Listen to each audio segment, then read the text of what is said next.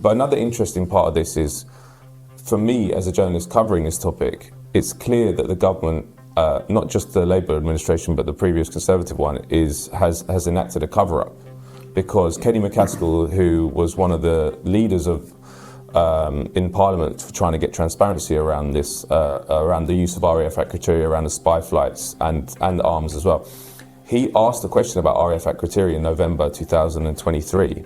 And the question was rejected, the parliamentary question, which he said was unheard of. So that, usually when you put down questions they don't want to answer, they say, well, we can't for national security reasons talk about this. But they actually said you cannot ask any questions about RAF Act criteria, you can't even put them down. So I wanted to, do you think there's a cover-up going on within the British government about this participation, complicity in the genocide? There is absolutely a cover-up going on, and at various times ministers give different answers. David Lammy sometimes gives different answers to Hamish Falconer on this. I have made it my business to raise the issue of the components of the F-35 jets, that 15% of which, the total volume of which, are made in the UK. I've asked this persistently now for, well, ever since the whole conflict began. And eventually, Lammy and Falconer both conceded that they started off by saying they couldn't stop the supply of components because it would upset the global production of the F-35 jet.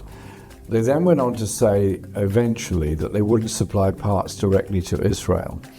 And so under pressure, they eventually agreed with me that by putting components into the global supply chain, Israel could buy them from the global supply chain just like anybody else. They also rather bizarrely claimed that it was impossible to prevent a particular component made in this country, say the ones made in Sheffield or elsewhere, impossible to prevent them going to Israel because they could no longer be identified. This is utter nonsense of the first order.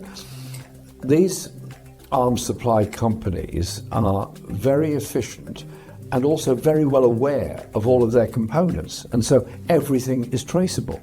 And under the arms trade conventions that Britain applies to itself, there is supposed to be an end user certificate on every component or arm that is sold to anybody.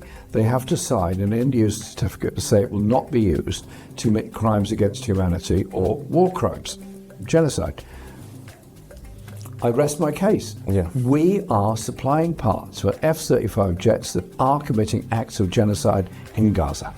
Palestine Deep Dive is a very important part of our whole landscape of media in this country.